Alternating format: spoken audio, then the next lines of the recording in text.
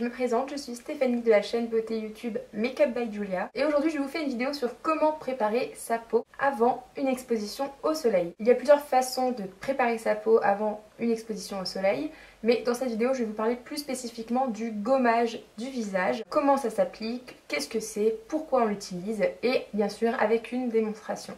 Alors le gommage, qu'est-ce que c'est pour celles qui ne le savent pas? C'est tout simplement une crème à laquelle on a ajouté des agents exfoliants, du sel, du sucre ou encore des éclats de pépins, de fruits. Le but du gommage, c'est tout simplement d'exfolier votre peau, de la nettoyer des cellules mortes pour la préparer aux soins, la préparer au soleil, la préparer à plein de choses afin que la peau reçoive mieux les soins.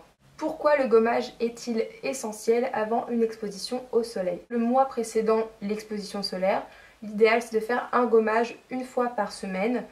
Et si vous avez une peau plutôt sensible, une fois toutes les 2 semaines.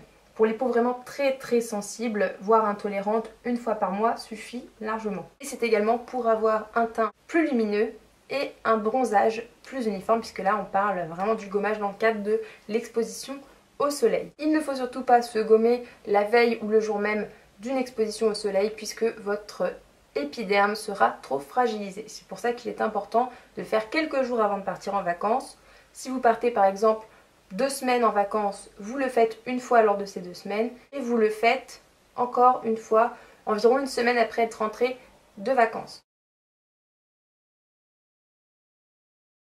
Pour commencer, choisissez un gommage doux adapté à votre type de peau. Humidifiez uniformément votre visage avec de l'eau tiède. Et ensuite, commencez à appliquer par petites touches le gommage sur chaque zone, sur les joues, le menton, le nez et le front. Étalez-le de façon circulaire en allant de l'intérieur vers l'extérieur sur les joues, puis de façon horizontale sur le menton et le front. Insistez bien sur la zone T, c'est-à-dire le menton, les ailes du nez et le front, car ce sont les zones les plus grasses.